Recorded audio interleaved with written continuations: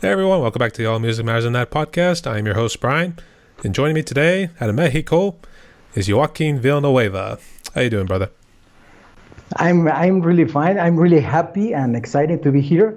This is one of the most amazing surprise that I have this first half of the year, and I really thank you for this, man. No worries. And you talked with other drummers, right? Mike Conway and Mike Few. I know they've mentioned you in some of the interviews I've done. Yes. I used to talk with Mike Few. He's you know him. He's an amazing guy. He started to talk with me about maybe a year ago, and then started to write me, and then to call me on this amazing technology advance that we have. It's amazing how a person of South Africa, 7 years, 7 hours of difference in the time, and speaking as we are. I was eating sometimes, and he was having dinner, and talking about everything. So yes, Mike Few and Mike Conway, really great guys, man.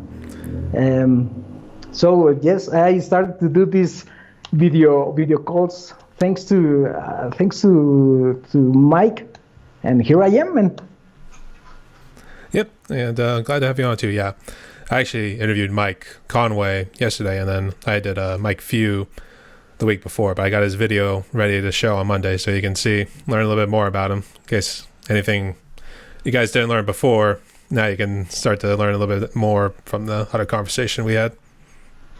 You know, something that I wrote in the comments about your interviews is how you are helping us to know much more about the person behind the drummer.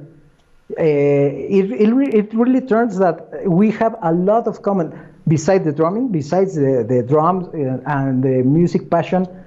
There's a lot of people that we share a lot of things. We share not only the taste about the music, not only about the movies by example, but we also share the pain. We also share trouble. So this has been amazing, man. Yeah, absolutely. And I think one of the things I learned as I kept going along with like each episode, I found people with like so much diversity in it too. So you're actually my first at Mexico, so I'm trying to be respectful too, because most people just say Mexico and stuff like that. But I've now expanded worldwide. I've talked with other drummers, Mike Few among them, and each one's been a blessing, really. Each one's been a blessing, and each one's been good to like learn a little bit more.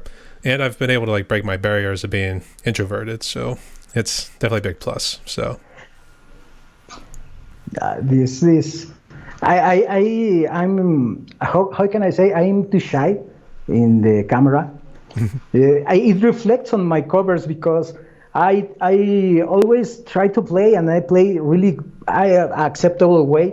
But when I press that record button, it really goes bananas.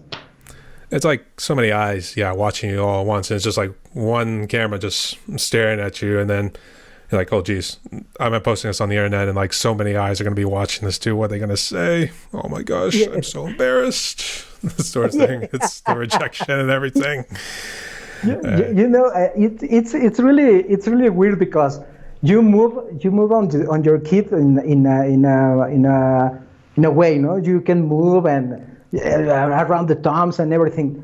But in my case, when I'm recording, I turn into this weird robot, and so it's I don't know. It's a really bad effect that I have on cameras. Right now, it maybe doesn't look because of the hat, but I'm sweating. We cover it up though. We just cover it up, and that's what we do. So, all right. So, I just have some questions for you. So, I just like to always get to know my drummers a little bit more. So, just got some questions right here. You ready, amigo? Yes, I'm really ready. All right. So, let's start off with just a little bit about yourself. Tell us a little bit about yourself and how you got into drumming.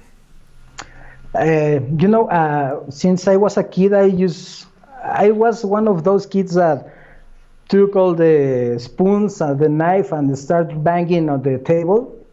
I smashed one or two moms of my mom's cacerolas because I was hitting them really hard.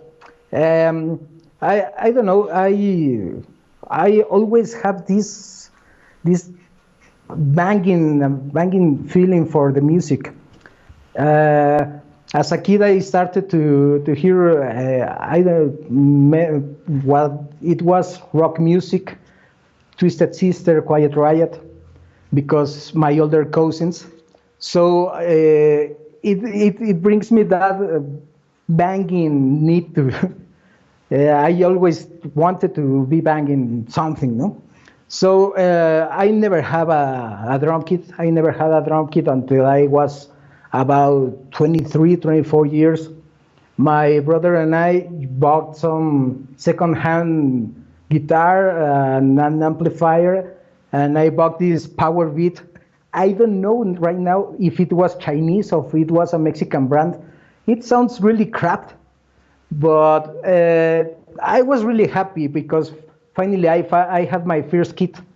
Then I had these financial problems. I sold it, and now I have this Mapex. But I don't know, since I was a kid, I was always hitting my foot on the ground, feeling the music. If it was, no matter if it was disco, even electronic music, I was bang, bang, bang, bang, stepping on the beat of the music. No, so I always liked this kind of thing. I used to try guitar. I used to try the bass guitar, but in the end, I never could to play decently. I don't play decently the drums either, but this I really feel more natural for me. That's my story with the drums. Yeah, no, it's pretty good too. And I'm sorry to get off topic, but your shirt, drum solo, is that kind of making fun of the Star Wars solo series? Yes, I know that there's a lot of people that don't like Star Wars.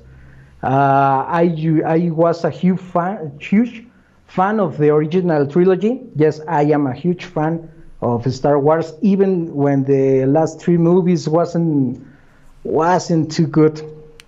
I think that the last movie was decent. But the second one of the last trilogy, yeah, I know. I prefer to forget about it. No, yeah, but I agree. there was Rogue One. Rogue One was amazing. That was an amazing movie. I really love that. And when I found this shirt, this shirt is from a friend of here from Mexico. He makes these designs, and when I saw this, I instantly bought it. I have this tattoo on my left calf it's a yin yang logo with the Empire and the Republic logos as well. So yes, I'm a big fan of Star Wars. You know he's a fan when he has a tattoo of the Empire's logo on it. And Who? Yeah. You?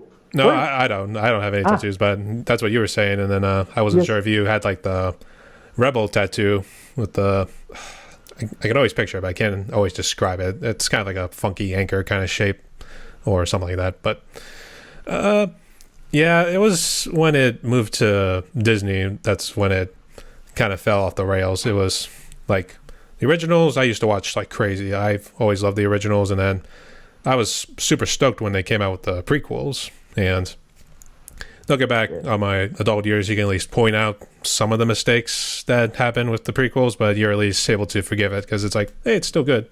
That's at least a decent story. And then I didn't really care much for 7, 8, and 9. And then actually the ones I thought that kind of saved it was when they started doing the series, that Mandalorian and Boba Fett. Yes. So I thought that really kind of saved it. Do you watch those series? Yes, I have seen The Mandalorian. I saw that series about 3 times. I saw it first out by myself. Then I saw it with my wife. She at the start she said another Star Wars movie thing, but then she liked it. And about the book of Boba Fett, that I still haven't watched.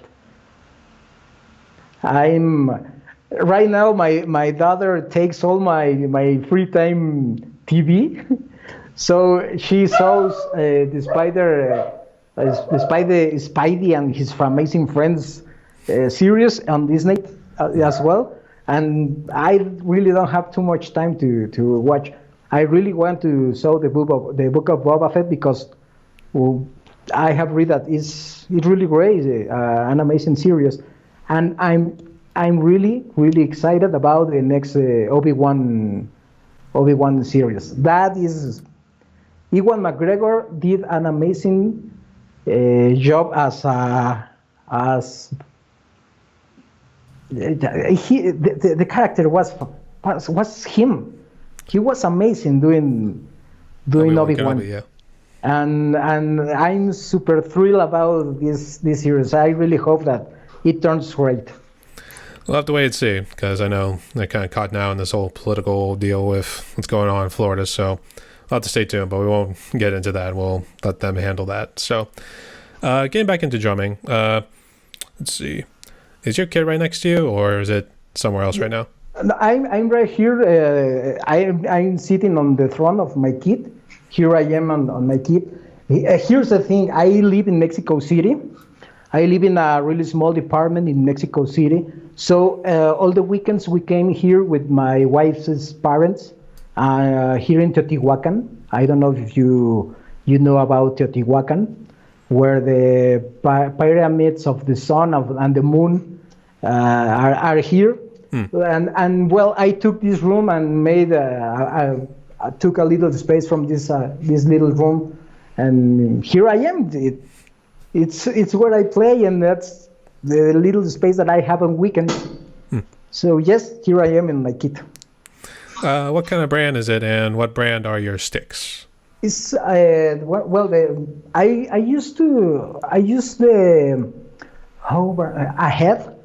I used the Ahead Joe Jordison model. It was a really nice stick because, you know, it has the aluminum body, so you only have to change the sleeves about, I don't know, about half a year. I used those sticks about 8 years, only changing the sleeves, and was the only pair of sticks that I have. Right now, then moving to Big Field. I'm using Big Field right now. I have a pair of Sildian. That I don't remember the name of the model that does this dip. I think that is the name dip, and it really feels really comfortable. Don't slip up from the hands. That I am a great stick slipper. Lip. No, actually, I like the way you pronounce it too, so that's pretty sweet. Are you able to give us a little shot it, or do you think it's going to mess up the camera? Okay, let me see. Yes, I am using one of the cameras that I use on my covers. I put the laptop in front of me, but here it is. I am using for some videos or for some music. I'm using this brand of cymbals. This is a Mexican brand, Owl. This particular hat has this feeling like the K series of Sildian. And here's a little splash. Insignia series. Really, I think that these cymbals are made in China, but with design and specifications from Mexico. The other cymbals are the CHT series from Sildian, and my kit is a BX Mapex from, I don't know, 2000, 2001, from basswood. Is basswood material, and that's what I got. And my Black Panther snare 12 by 7. That's from maple. That's maple snare. That was a gift from my brother, and I really think that that's the jewel of the crown. That's pretty sweet, man. The set actually looks pretty badass too. So, what do you like most about drumming? Is it more the creativity side to it, exercise, or just do it for fun? I think that most of us, most of the people that we are in this amazing YouTube community, we are doing this for fun. I don't know. I used to have the dream that I want to be a famous drummer and playing gigs, and I want to fill arenas. I don't know. I had the dream, but the reality is that it's really hard to achieve something like that. First, I didn't have the kit, and when I have it, I didn't have the time. So right now, this is really for fun. It's what I like the most of this amazing thing is this is the way I can cope with life. All the stress of the week, all the worries and the things at work that you are not happy with, you get in here and just you end up all sweated and relaxed, no? And that's what I really love about drumming. It really helps me to go on with life. It acts as a bit of a therapy kind of session whenever you think about it too. So you're just able to take out your aggression on the drums if it's one of those aggression kind of songs too. Because I know there were like a couple. One band that comes to mind was a Bugeria, I think that's how you pronounce it in Espanol. How? Again. I'm trying to make sure I pronounce it right. I'm sorry if I say it wrong, but I think it means black magic in Espanol. I think it was Bugeria. Black brujeria. Yeah, that was one of the. It was a black metal act out of Mexico. Yes. Yeah. Yes, they are Igor Calavera and I don't remember the name of the other brother, the Max Calavera. Amazing music. I don't know, Brujeria, and there was this other band, Brazilian band. I don't remember right now. The name slip away. They do this really aggressive music, powerful music, and really it's a really nice with a really nice rhythm. So you really nice to you really want to be banging your drums, and in the end of the song you are, okay, it's done, no? And okay, sorry. No, I think I know who you're talking about. I think it was Sepultura. Sepultura, yes. Yeah, I remember that from Joey Clark, another friend of yours, right? You yes. and Joey have talked? Yes. Another great friend. I don't know. This, I just turned 2 years with my channel. One of the, I don't know, maybe it sounds like a cliche, but it's not. I really think that one of the most amazing perks of this drumming adventure is the people you know. Amazing people that only just you don't share the drumming taste, the musical taste, but they turn into real friends. It turns out that a lot of these amazing persons are really, I can consider them my friends, because they really helped me in hard times. There are always this amazing community is always encouraging to everyone. I haven't seen a negative message from anyone. Even when we are not doing our best or we have mistakes on the covers and all the stuff, we are always cheering up to all. And the other day I was talking with John Grips. I don't know if you know him. He just did an amazing cover of Godsmack, and I was telling him that Godsmack music and the drums on Godsmack are always intimidating to me. And he was like, man, I have faith in you. I know that you can do it. So that kind of comments are the one of the most amazing things that I get thanks to this. No, you can be, I don't know, a medium lower drummer, but people keep cheering for you and keep pushing you up to be better, and that is amazing, man. Yeah, absolutely. And it was a community I found out a little late. I kind of wish I found it out in the beginning there. So, and I was able to find a good number of friends too, and able to just interact with everybody. You definitely get the community sense, and they become your brothers, and you like to poke fun at them and tease them at times and stuff like that. So I know Ash Wells and Drumman 190, they were perhaps the main driving force that got us here. And I also thank Drumman 190 for helping me start this podcast, because I saw what he was doing with his podcast, but he was talking with higher level kind of drummers. They were more like session musicians or guys maybe actually in a band and stuff like that.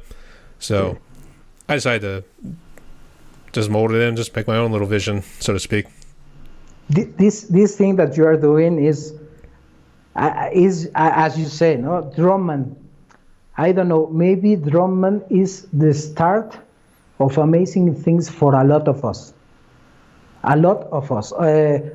I was always struggling to get more of 50 or 60 subscribers, and then get the message from Matthew, and then the shout out, and then I get to 100 and 120, and all that he does for this community, the contest, the collaborations, the shout outs, it really brings us all together and help us to all of us.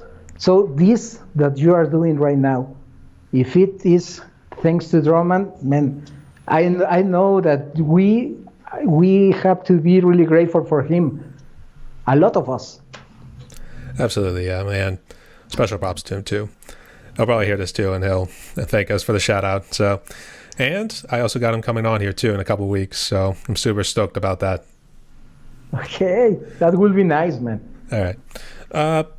Since you mentioned your YouTube channel, let's jump to that. When did you start it? I started about just in April.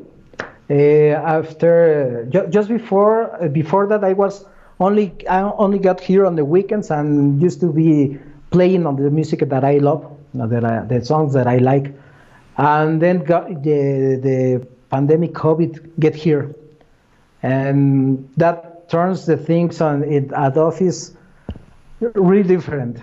I used to be with a little more of free time. So then I don't know, it just pops to me, then why I don't put a camera and bring the cover. I will upload it to YouTube and see what happens. I was using just a GoPro Hero 2 camera with the case, with the waterproof case, so the sound was really crappy. If you watch my first 10 or 20 videos, the cymbals sounds like I don't know, like Latin or something like that. The hits on the snare don't sound at all. But I was really having fun. And then when you realize that first your family, then some other people that you don't know begin to follow what are you doing, you try to improve a little of the production and of the drumming, no? So that's why I started to bring another cameras, and then you try to use other things to improve the sound, until I get to the inclusion of the Yamaha EID10, and I don't know, I guess that the sound it's decent now. Yeah, I've always, I started off using what's called an iRig, which pretty much just plugs into your iPhone and stuff like that. So I started off with that, which it wasn't the greatest because it's able to do it all through a mono channel. and it brings the song and your drumming through your electric kit into your phone and everything. So it gets all that, and it's okay and all, but not the greatest in terms of sound, and video quality wasn't the greatest either. But I jumped to a GoPro Hero 8, so and that's what I've been using really ever since. And a friend of mine, Stamatis, recommended I should get these other cameras. I think they call them Ekens H9Rs, I believe that's what he was calling them, which are really more the cheaper ones. Stamatis Kikes? Correct, yes. Yeah. I saw the interview. Really nice. He's a great man. He's a great guy. God bless him too. We're actually doing a collaboration together, and I've given him all my footage and everything, so I'm curious when we're going to wrap it up and everything, because it looks like he's been doing a couple of drum covers, because I know he did Tom Sawyer from Rush, yes. And he was pretty superb on that one, so we got to give him props. I am expecting his the Dream Theater instrumentally. It's a monster of about 14 minutes. That song is wow. When he released that, I will be floored, man. Yeah, absolutely. Yeah, any of those songs that are like over 10 minutes and it's probably crazy progressive kind of drumming in a way.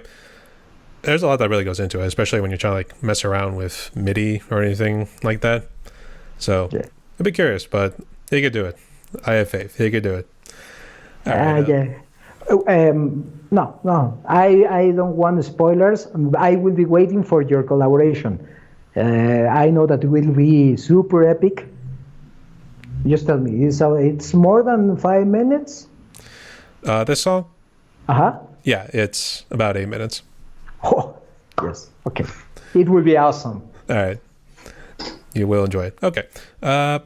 So let's see. Which question I want to do? Have you ever played on an electric drum kit?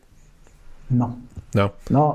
It's a bad thing about Mexico is as we are an emergence economy, most of the music stores don't let you to try the things. You never get to try a cymbal. I understand it can get the scratches.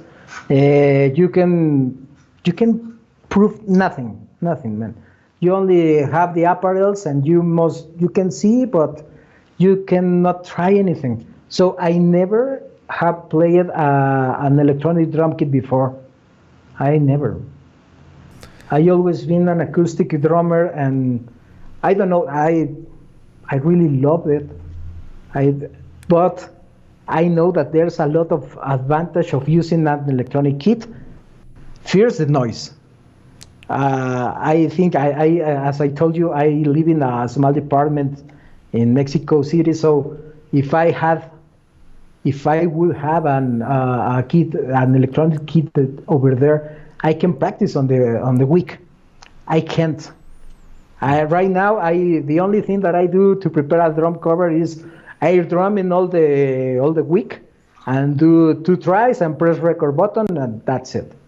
So it really would be nice to have an electronic drum kit that makes all really quieter for the neighbors, for my cats, my wife, and my daughter. So I don't know. Maybe lately I have been seeing all the sound patches that you can add on your kits. You can make your kit sound just like the drum track of the original song. So that is amazing. When I was watching the other day Phil Collins cover, the sound that you can get on an electronic kit is just the same. And it's really hard to get that sound on an acoustic kit. Yeah, absolutely. And at some point, would you like to try to get one and then maybe incorporate it with your current set? Yes, I really want. I was thinking on getting Octopath, so I can try to add some electronic sounds. But I'm really interested as well on a form and full electronic kit. I don't know. I'm playing with the thoughts. I don't know if maybe first the octopad someday, and later the electronic kit. But yes, I'm really interested. That would be interesting. And I know Bruce Baxter, he was saying like how he was expanding his set. It was going to be his main set in front of him. I guess he wanted to do an electronic set, kind of, since he's such a big fan of Neil Peart and everybody. Yes. He likes to maybe try to do some sort of percussion, stuff like that. I know he said he had a xylophone somewhere, so I think he wants to just mold it all, so he's pretty much completely surrounded. So that would be interesting. I don't know if that's something you're going to try to shoot for at some point. I don't know, maybe if you can make a kit as Neil Peart's one, that will be awesome. No matter if it is acoustic or if it is an electronic one, that will be great, man. Yeah. I don't know. I don't know about you, but I think that Neil Peart is one of the most one of the biggest influence on all of us. You included? Yes. Sorry, what? I was going to say, since you were talking about influences, I was going to say, was Neil Peart also a big influence for you? Or is there anybody else? Yeah, no, Neil Peart. I never know until a few years ago, but my biggest influence, I think that was I.J. Piero from Twisted Sister. It was to hear all that double bass that I really didn't know how it was doing. I used to hear on those big speakers that on the 90s, all the drums, all the sound systems used to have, and you used to hear that bang bang bang bang, but I never knew how they do that. But he was my main first influence. Then I don't know, Lars Ulrich, Metallica's drummer. He is a great influence. No matter what happened with Napster and for a few years he really stepped down his game. He was really, I don't know if he was lazy. If he turns lazy on the live gigs, that he didn't want to play double bass, but he was a big influence as well. Mike Portnoy and Dream Theater is, I don't know, maybe is one of my favorite bands ever. And I don't know, there is now Mike Mangini, but he's way too far advanced for me. I try to play the easy songs of the Dream Theater now with Mike Mangini, and man, no, it's no, forget it. It's still not easy. No, not easy. I did see. But yes, I did see one of your videos was I Walk Beside You, which I guess that was Mike Potroy, right? Yes, that was on the Mike Portnoy era. So I don't know. I really liked about the Mike Portnoy work is that it's really hard. It's really physical, really mental about all the time change signatures, but it's doable. You can do it. But then you turn and see Mangini with this balanced kit, the same of the left side on the right side, and what he does, I don't know. I don't even try it anymore, man. Maybe one day, but right now I can't. Just say it like this: I give up. That's all we can say. I quit. Thank you. Yep. I'm surprised. I don't know, how well does Pete Sandoval know, the drummer from Morbid Angel? Formerly of Morbid Angel. I think he's now with Terrorizer now. Yeah, I think that he's now with Terrorizer. Yes. I know her. Yes. And a real fast drummer, a real technical one. I don't know, maybe he's one of your influence. He's mine, yeah. I know they always call him the grandfather of the blast beat, even though it seems like Buddy Rich they seem to give Buddy Rich more of the credit, but we could probably call him the great grandfather of the blast beat. How about that, or something like that? So, Yes. I was curious because, well, I don't think he was born in Mexico or anywhere in Central America, but since he had the roots, I thought maybe he was a big influence for other Hispanic drummers. I didn't know how much of an impact he had on you. It's really weird because the Mexican music or Latino American music is it's not too fond of the metal music. It's more like soft rock and pop. If you ask any people here in Mexico, everybody knows about Alfonso André of Caifanes. Caifanes is a big band of Mexico about 90s and 20s, 90s and 2000. Sorry, and he's an amazing drummer. The music, the Caifanes music is I don't know. I can not even the hard rock, but it has this eclectic style. But he's one of the most famous. Almost every musician in Mexico knows him. There's another drummer. I think he's Cuban, but the band Mana is from Mexico. Alejandro, I don't remember the last name. Alex Hernandez, I think. I don't know. But he's another drummer that he's currently playing with a band that has Andreas Kisner and other people it's like this one super group called De La Tierra is called that band. Alex, I don't remember the last name, but he's an amazing drummer. He is the one that in the pop music, the Mana is a pop band, but inside the pop music, he inserts Latin beats, rock, really the hard things. And he's another drummer that he's really well known here in Mexico.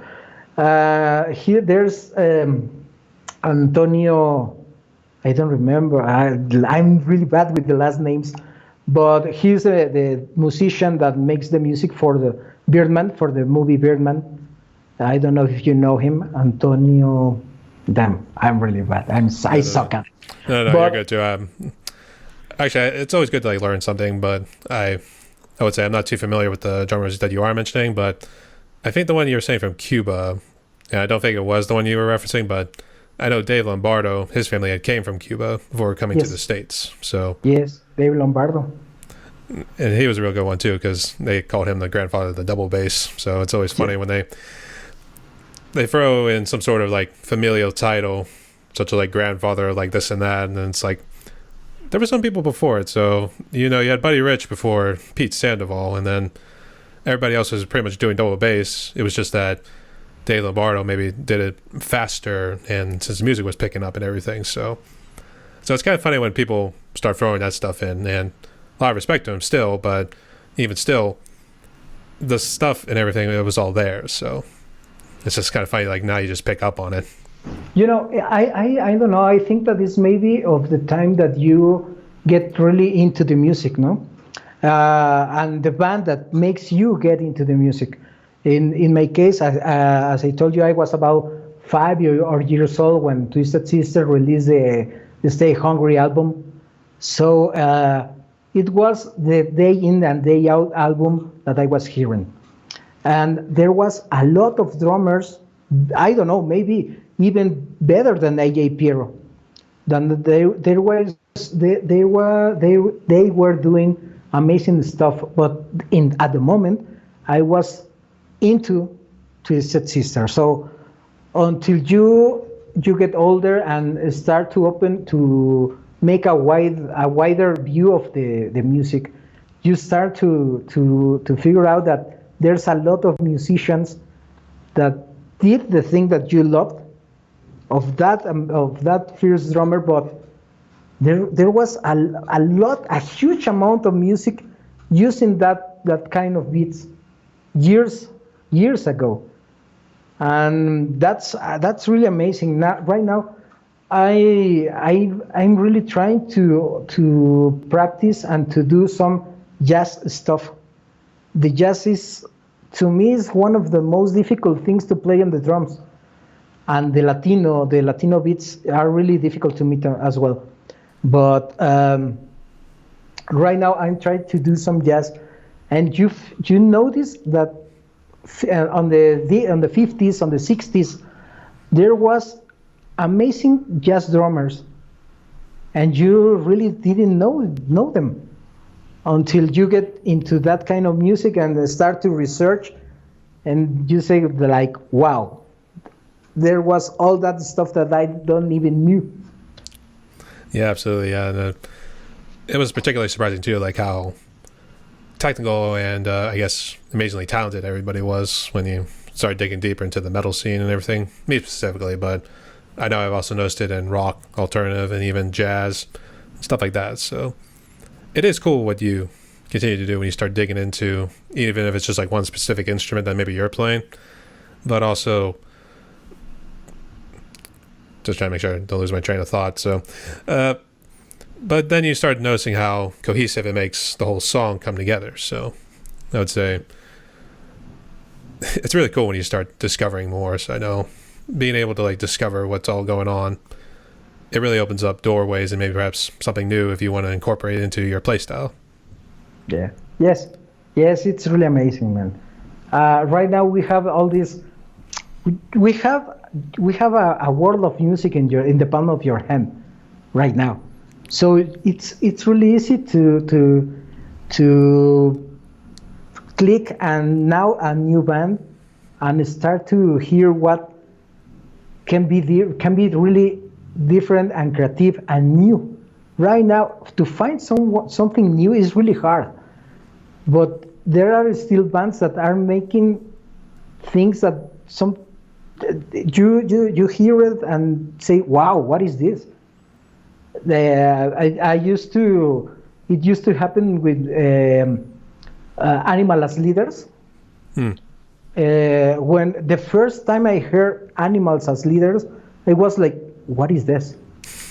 Then you notice what Tony Abbasi, I think it's his name, of one of the guitar players. They are not using bass guitars. They are using 80-string guitars, and what Matt Garska, I think it's his name.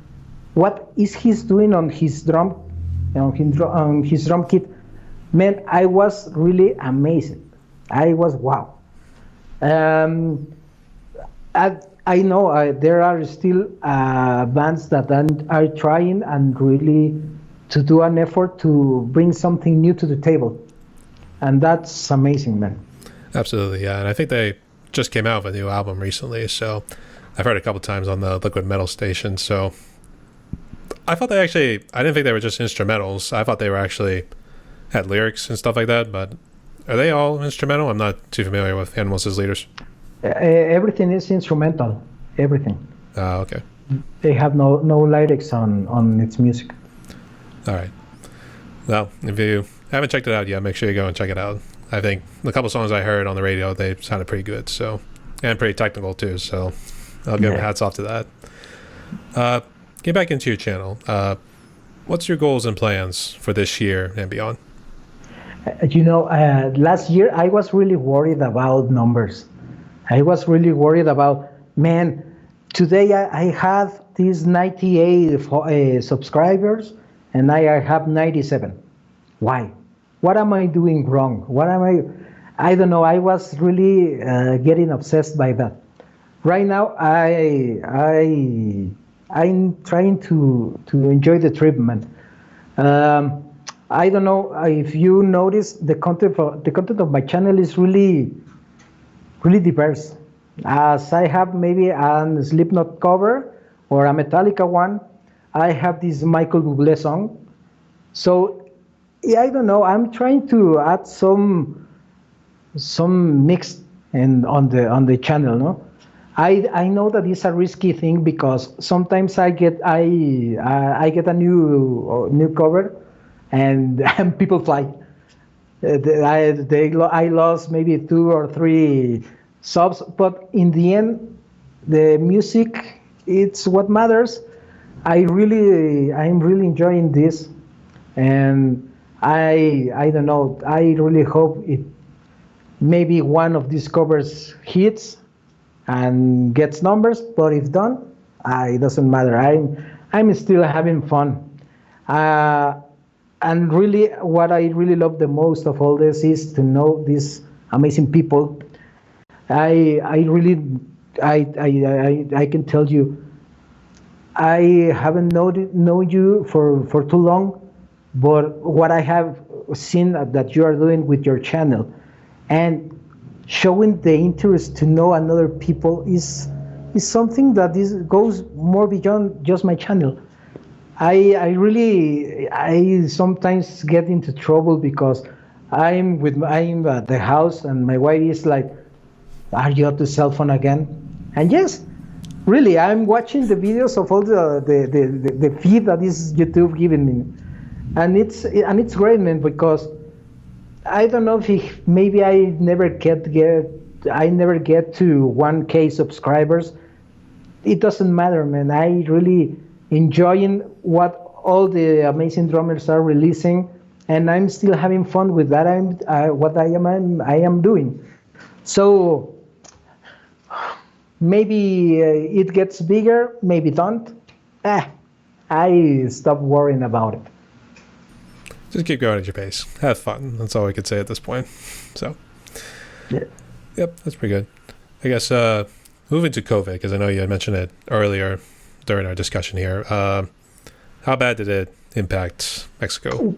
Well, here in Mexico was really bad, man.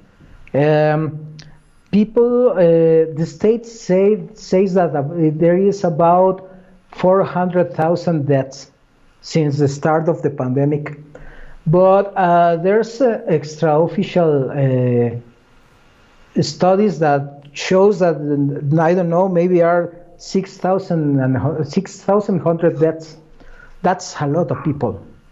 I live it from first hand. In December of 2020, the 24th December, I lost my brother. He was 34 years old, and he died because complication about COVID. There wasn't at that moment. There was no vaccines. There was no a procedure, a treatment that really helped. So I lost my brother. Then 2 weeks I lost an uncle, and then about 3 weeks later I lost another one. So I can tell you I saw what COVID can do. What it really turns family apart. It was really hard, man. For me, it was. I don't know, man. I simply lost of words because it was really difficult. I remember, and this is why I'm so grateful with this amazing community. It was about I don't know, the last day of 2020, and I got this message from Matthew from Drummond, and he was asking me how I was because I let him know that my brother died. And he gave me, I don't know, man. It was a really wonderful message to carry on, and it really makes me to keep going on this. I don't know if you know Bjarni Johansson. He has a channel on YouTube. He plays a lot of Kiss. Almost his content is pure Kiss drum covers. And he's from Sweden, and he was really interested in how I was it. Almost daily he was calling me. I gotta tell you, man, that COVID pandemic makes me realize that I have more. How can I say? I get more support from people that don't even know me. And that was a life changer for me, man. So yes, COVID hit it really hard here. My mom used after my brother died, she got sick too, and right now 8 months later, she still use oxygen to sleep because when she falls asleep, she start to lose the saturation of oxygen. So she needs to get the oxygen support. But we are still here. We are alive, and that's right now. That's what I treasure the most, man. All right. And I'm real sorry for your losses too. I know that must have been tough. Yeah. There's been a good number of drummers, and I don't know how many of my interviews that you have watched, but a lot of them had said how COVID had been a blessing in disguise for them. Some have actually gone through COVID, even though they were vaccinated. They kind of had to kind of overcome, I guess, some of the adaptions or whatever word we want to throw out there. So did COVID kind of give you any opportunities, I guess, was it to help you start the YouTube channel and take up drumming? Yes. I don't know. I say that every bad thing has a good one with it. So yes, the bad thing that happened to me with COVID helped me as well to get to start and to keep doing this YouTube thing.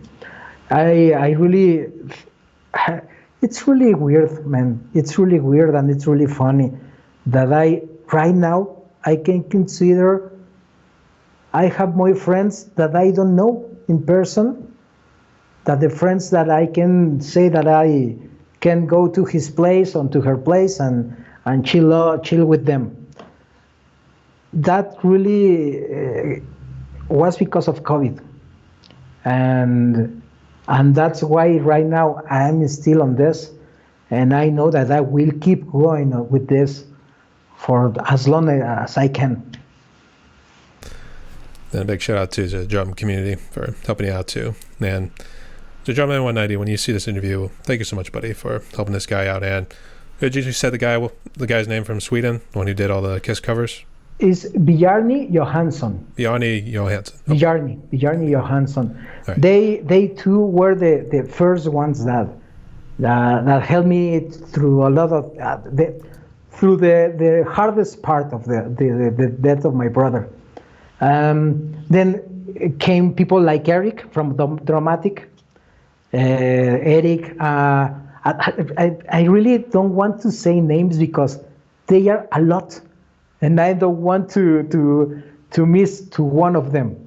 So I can tell you that I don't know. I can consider that I have I don't know, more than 60 friends, really cool friends that I don't know in person, but I know that they are there and they can help me to get through whatever problem I have, even with just a piece of advice. Yeah, I know Eric's story. It was a bit touching too, considering what he had gone through as well, but that one didn't seem to be so much COVID related or anything like that, but even still. So the thing you learn also too with these interviews, you also learn what some people went through and struggling wise, whether it was with COVID or something else. So it's good that we share these stories too, because we finally learned that we're so much more connected. So it opens up a lot of doors. Yes, and I really appreciate this opportunity. I know that I don't know, maybe a lot of people didn't get hit by COVID as hard as I do, but still we all, as I told before, we all share a lot of pain. We all share a lot of losses, maybe not COVID related, but after what happened with this COVID disease, I don't know, in my case, I stopped to think and give importance to things that really don't matter. In the end, life, family, and friends is what's matter the most. Even the material things are like the drums that I have and we all try to improve, to add a new cymbal, or change the drum kit, or get new heads or new sticks. That doesn't matter at all. What matters is to be in peace with the people, and when you get that feeling from other people, it's one of the most amazing things in the world, man. Absolutely, yeah. All right, so again, special thanks out there to everybody who's given you advice and everything and helped you out for those tough times. So, all right, so now we reach this part of the podcast where now I give my interviewees a little bit of freedom to ask me anything, or if there's something you would like to get off your chest. So, fire away. Well, yes, I heard the other in the other interview that your big influence is Andreas. No, is your drumming influence are? I said one was George Corliss was one. I know I listened to him a good bit, and I liked his drumming, and people know him specifically for his insane playing in his death metal act, Nile, even though he's done like other stuff and drum teaching and stuff like that. So he incorporates a lot. I think, to be honest, there are a lot of influences and a lot of people, especially even from the death metal community, who are insanely fast drummers, but they've incorporated all of these styles of play together, the jazz, sometimes the rock, including like what Neil Peart and like some of those other drummers were doing. They've fused them together, and now they're just able to go real fast, maybe doing like highlight splashes, cymbals, all like crazy. I know I'm going to probably pronounce it wrong because it's French, so it's like Flo Mornier, I think that's how you pronounce his last name. Was another one from Cryptopsy. Okay. I mentioned about Pete Sandoval, which is one of the influences from Morbid Angel and now Terrorizer. Let's see. It's one of the Harrises, but I think it's Mitch Harris from Napalm Death, who was originally on there. It's funny too because it was like two guys had Harris, so I think one was a guitar player and the other one was like the drummer. So one of the Harrises from Napalm Death, just to be fair. And I know going into classic rock, yeah, Neil Peart, Keith Moon, Peter Criss, Alex Van Halen. Pretty much, there's a long list. But for what I heard, you are more death metal buff than you prefer the death metal genre.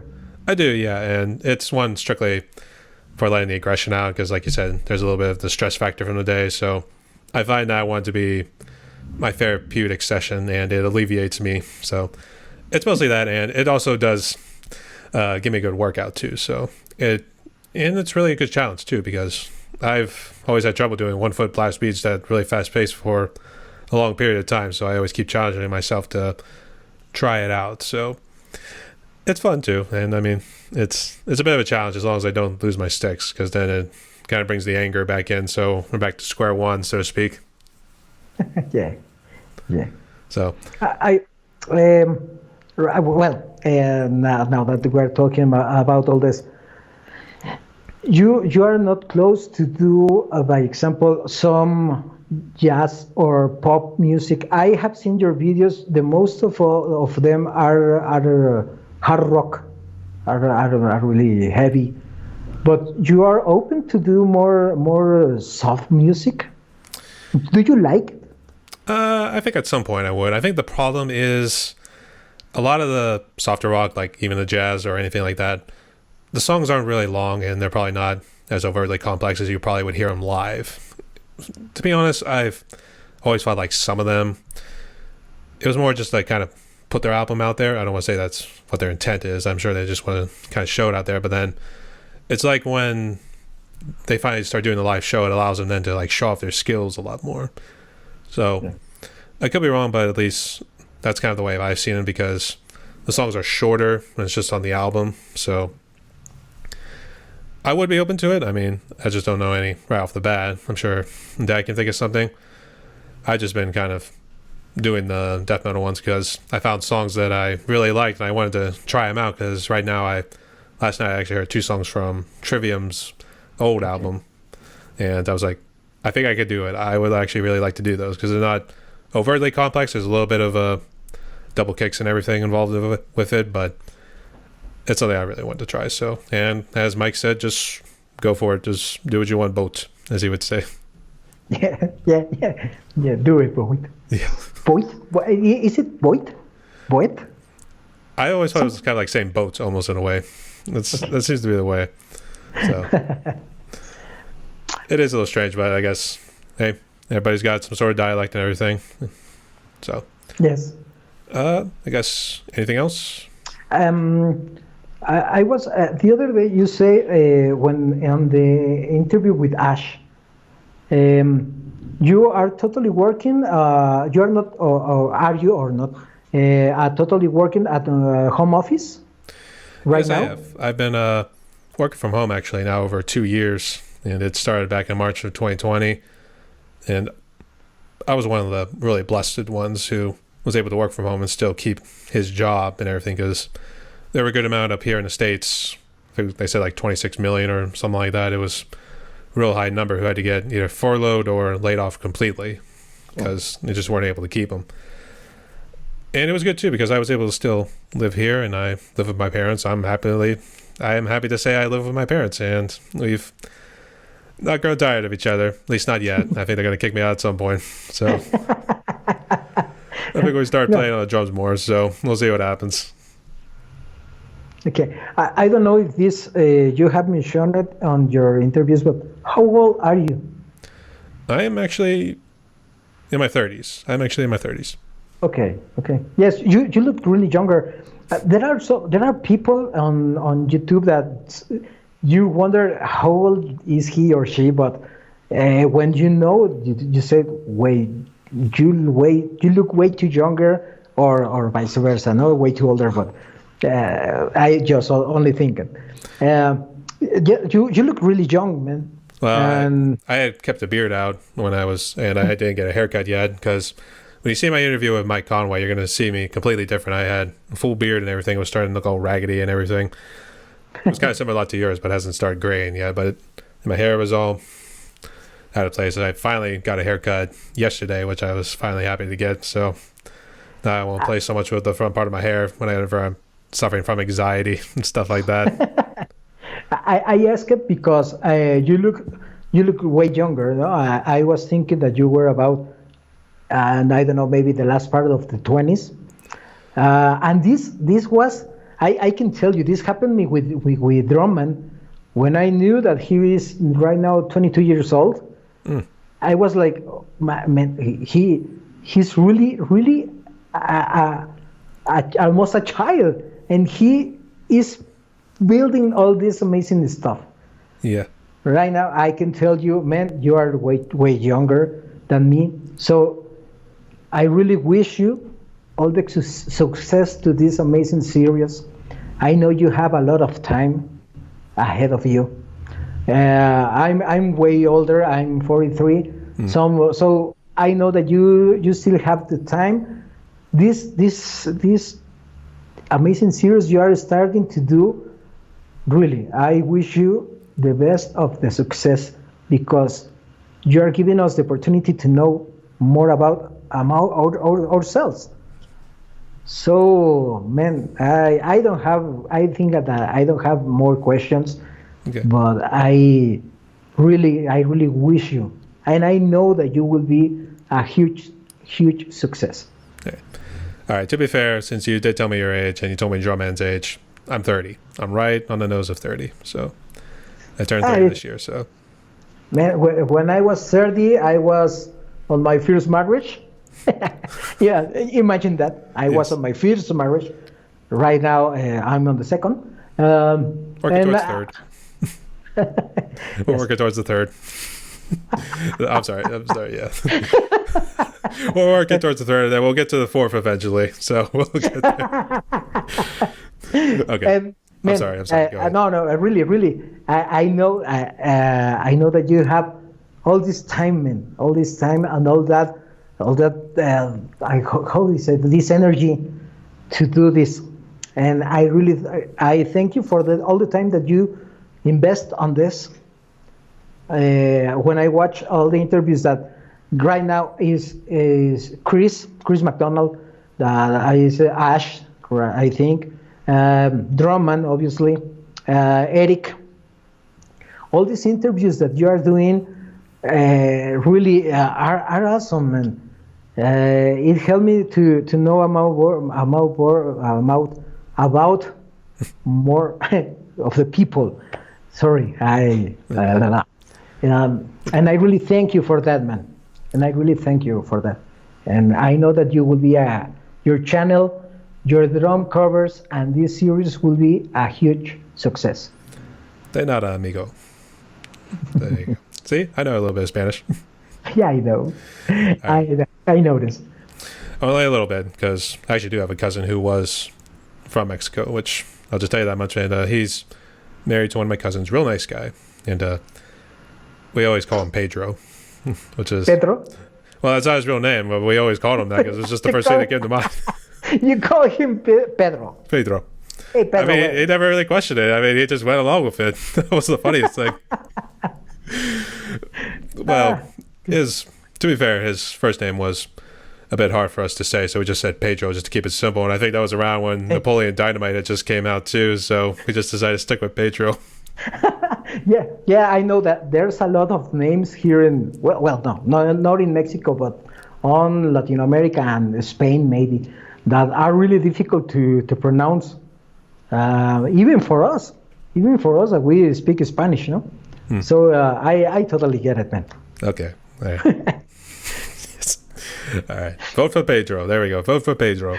Vote for Pedro. All right. All right. If you got nothing else, ready to jump to the last question? No. I think I think that I now I know more about you, so we're good fam right now. Well, it's all good. It's all good. All right. So, down to the last question for you. Considering what COVID has done in the world, and especially with you in general, is there any sort of message of hope that you want to give to other drummers out there who've either gone through something similar that you've gone through, or perhaps just trying to make it big?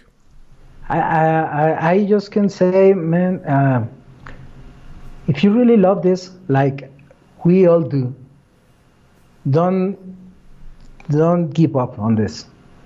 Maybe it's not right now. It's not the best time to get an opportunity to get gigs, to be outside and play on big arenas. But really, it's a great time to be part of this great community, to learn from each other, to expose what our mistakes are. Because let me tell you, I have been corrected about my style of drumming, watching how other people's play. So don't quit, don't give up on this. Maybe we will never be influencers, but really we can improve even this little part of our lives that is a hobby. I don't know, maybe a dream to be a drummer, but we can improve that, and that helps to improve other parts of our lives. So at right now, everybody that got hit by COVID, and the lucky ones that don't, man, embrace life. Embrace life. Take the most of the people and bring the best version of you to the people, and don't quit on this.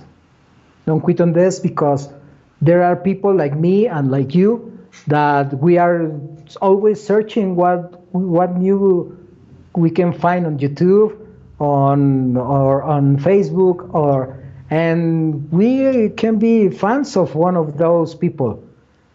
So don't quit. Don't give up on this. We are a lot of drummers, yes, we are millions, but there's a space. There's a space for everyone, and we can learn. We are learning from each other, so don't give up. All right. Thank you so much, brother. And that's definitely a powerful message out there. So, I guess before we wrap it up, want to give any shout outs or any other messages you want to throw out?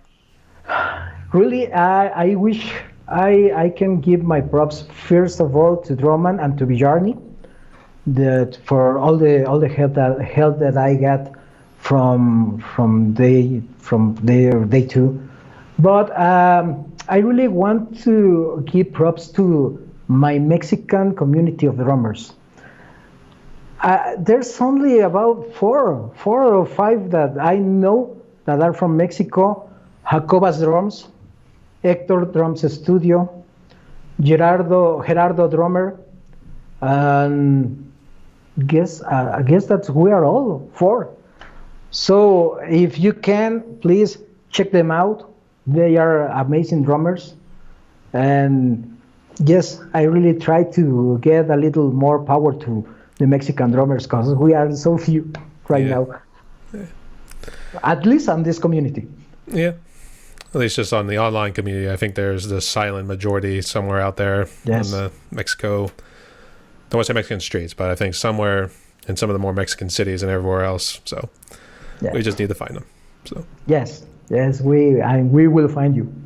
Yes. All right. So everyone, my guest today was Joaquin Villanueva, hailing from Mexico City, or I guess how do you pronounce it? Is Joaquin Villanueva? Joaquin Villanueva, one of those difficult names, Joaquin Villanueva. But el Baterista Rupestre. Oh, Baterista. That's his channel name. That's the name he chose. So there we go. All right. So, as I said, my guest was hailing from Mexico City, Mexico, and we had a damn good conversation, and I learned a lot. And this is another one that was filled both with laughs. There was definitely a lot of emotions. I know. Kind of talking there about COVID, that was a lot to kind of get off your chest, so to speak. So I know that probably was not easy, but thank you for sharing that. And it's good to see that the drumming community was there to help you too. So any last words before we close off? Yes, I have other question for you. We must do a collab. We must do a collab, yes. Actually, I know Mike had asked me one, and then I know Joey Clark had asked me one, so I got to try to get my don't worry. I know that you will have a really tight schedule, but there's time, man. So, I think I know one. I'll send it to you via Messenger, so don't you worry. Okay, let's do it, man. All right, everyone. My guest today was Joaquin Villanueva, once again from Mexico City. All right, Joaquin, thank you so much again for coming on. Stay safe. Thank you, man, and stay safe, everyone. Stay thirsty, amigos. Yeah. All right. Take care, bro. There you go.